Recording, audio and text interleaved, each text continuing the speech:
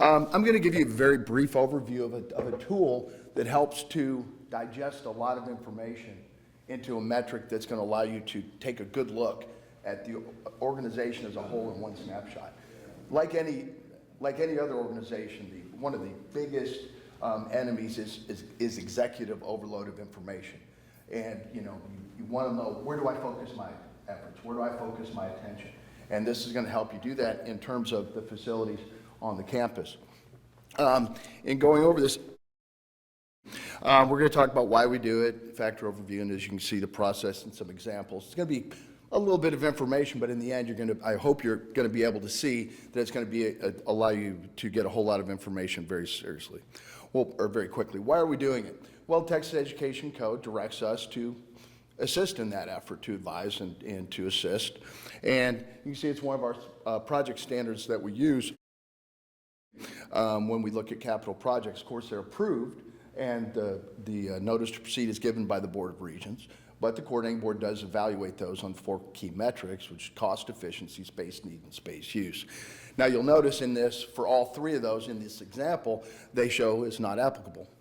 We do not do the space usage efficiency for health-related institutions, so we put that up there on purpose to help me actually know that.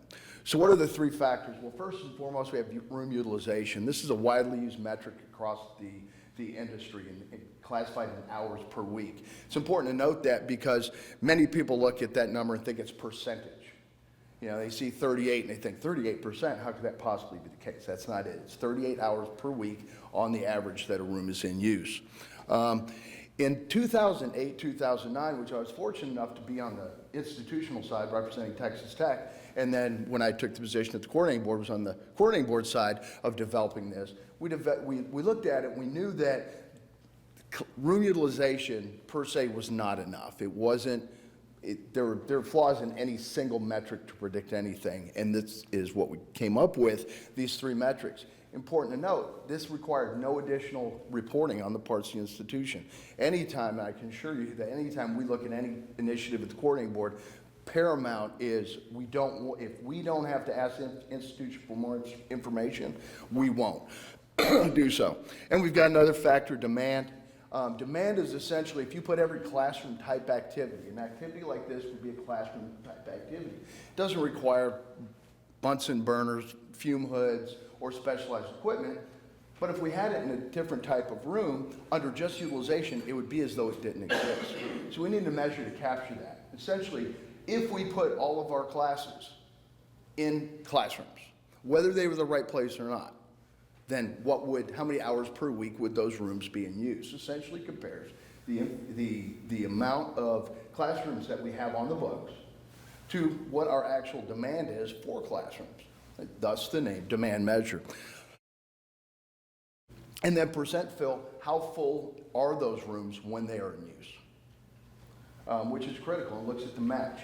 See, historically, one of the projects we run into, if you had a graduate, say a doctoral seminar course with 5 students, which isn't unusual at that level, if that class was not held in a classroom, you would lose that space. However, if you put it in a 20-person classroom, how actually efficient is that? And it may not be the best place to put it. Who decides the best place? Well, the professor decides the best place to teach that course. And so we didn't want a metric that disadvantaged them, so we came up with 3 different measures. Now, how do we come up with that? Well, first of all, we get the data each year based on the CBM 005 report for what rooms, where each class is on the entire campus.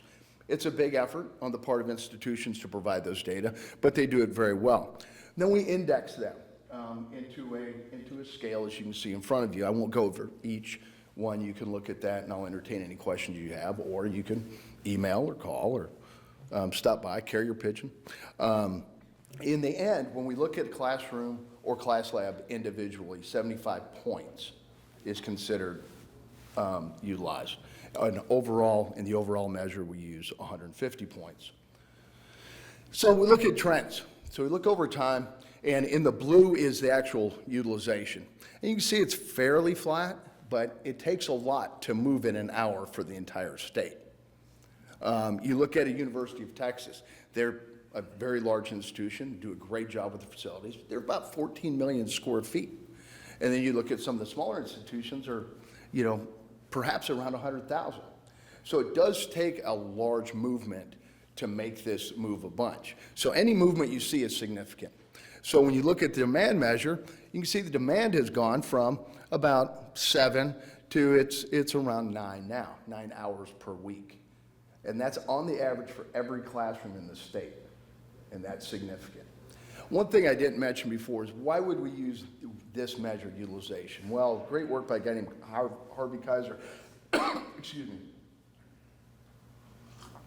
identified classroom and class lab utilization as being a bellwether for overall use. So if you're highly efficient in the use of your classrooms and class labs, it's highly likely you're going to be efficient otherwise. It would be very difficult to say, well, we're really efficient in this part, but we don't pay attention to that. Well, the institutions don't do that. Where it's great in one, it's usually great in the other. So we can see the trends there. And we see a similar phenomenon with class labs. Why would it move at all? Well, if you get an increased demand in the number of classrooms, so you're teaching more courses, but you maintain the same number of rooms, well, you would see a difference there. And the same way in hours per week. So what else does the report tell us? Well, this is the part we added in 2010, which actually shows day of the week and time of day. Now, these are exemplar data. In fact, we're doing fall 2018 right now. We've got a couple institutions that are cleaning up a couple things, and then we'll produce this report.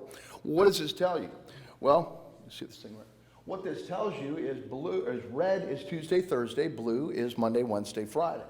The dash line you see down here, the tight dash line, is Friday. Well, we see a decline in Fridays.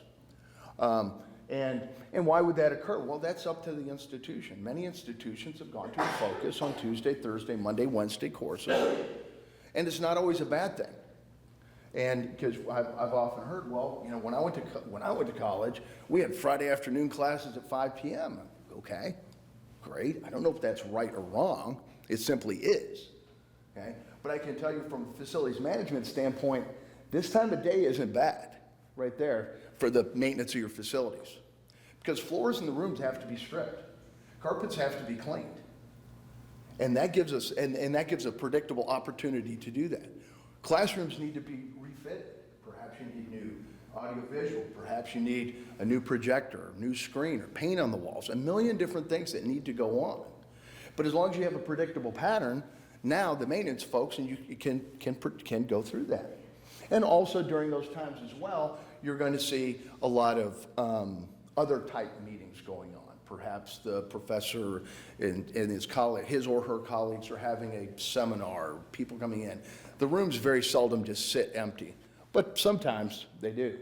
Here's what you would look at if you saw a high-scoring institution. We've redacted the names on these to not advantage or disadvantage any one institution or another. But you can see throughout the day it's fairly high with a little bump at night. But look at Friday. Again, that's an institutional decision, not a bad thing, not a good thing. Now, if you want to inquire and go, why aren't we teaching more Friday? Well, feel free, it's okay. We just provided data to show that there is a decline. But you can see the area outside the curve by the maximum use is not very big there, especially once you get past about 5 o'clock, right there. That campus is jammed. I can tell you right now, that is hard. You've got passing time in there and everything else. And as well, you can see up here their percent fill is quite high. Sometimes you see different patterns in these data. This would be a commuter campus. And someone comes by the campus this time of day and says, oh my gosh, there's nobody here. Well, yeah, there's not. Come talk to me at 8 tonight. I'll buy you a cup of coffee. And you're going to see almost every room in the entire campus, classroom is going to be filled. Okay, and going on, again, now you can see an institution room for improvement. What we talk about is the area outside the curve is very large. That might indicate something you want to take a look at, and especially if new construction is going on. Do we want to construct new? Do we want to revitalize our current? And again, in making those strategic decisions. Finally, the report we put out goes down to a room level detail. It essentially digests the information the institutions give us. So we can go down and we say, for that room, this happens to be UT Arlington. Now, it was fall 2011, so redacted to the greatest extent possible. But it shows where each class is in each room and how each room is doing. This is vital. I know at Texas Tech, when we went through this exercise, we found rooms that were almost never in use, and they were classrooms. And in one case, we had a dean that says, I need more office space. We took all the TAs and put them in cube space in an underutilized classroom, freed up room for the faculty. TAs didn't like it initially, and then a couple weeks later, they said, this is the greatest thing ever. We take our classes together pretty much anyhow. Now we've got our own study space in the building, and they were happy. So again, it identifies that to assist you and others in making the strategic decisions that you need. That was a quick overview. I'm available to coordinating board, but I'll take whatever questions you have right now. Thank you very much, folks.